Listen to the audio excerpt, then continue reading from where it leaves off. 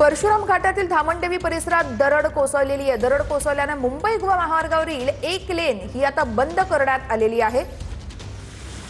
ही दरड कोसळल्याची दृश्य आपण बघतोय। परशुराम घाटातली ही दृश्य आहेत। धामणदेवी हा परिसर आणि याच परिसरामध्ये दरड कोसळलेली आहे। दरड कोसळल्याने मुंबई गोवा ही संपूर्ण वाहतूक आता बंद करण्यात आलेली आहे।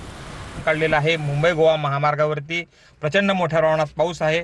आपण या दृश्यांमधून पाहू शकता की पावसाचा फटका महामार्गाला कसा बसलाय। अशा पद्धतीने डोंगर आहेत हे कोसळत आहेत। आपण पाहू शकतोय अशा पद्धतीने परशुराम घाट आहे। ह्या परशुराम घाटाची ही दृश्य आहेत। आपण पाहू शकतोय की धामणदेवी परिसरामधली ही दृश्य आहेत।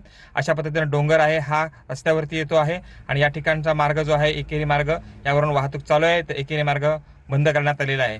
मोठ्या प्रमाणामध्ये ह्या दरडी रस्त्यावरती येतात आणि वाहन चालकांना जीव मुठीत घेऊन प्रवास करावा लागतो आहे।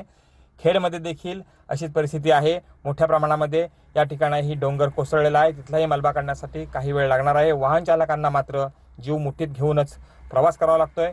अंधुक धुकं आहे, त्यात पाऊस आहे आणि दरडी अधूनमधून मोठ्या प्रमाणामध्ये कोसळतात आणि यामुळेच जीव मुठीत घेऊन वाहन चालकांचा प्रवास सध्या महामार्गावरून चालू आहे। कृष्णकांत साळगावकर, टीव्ही मराठी, चिपळूण, रत्नागिरी। बातमी आता कोल्हापूरमधून आहे।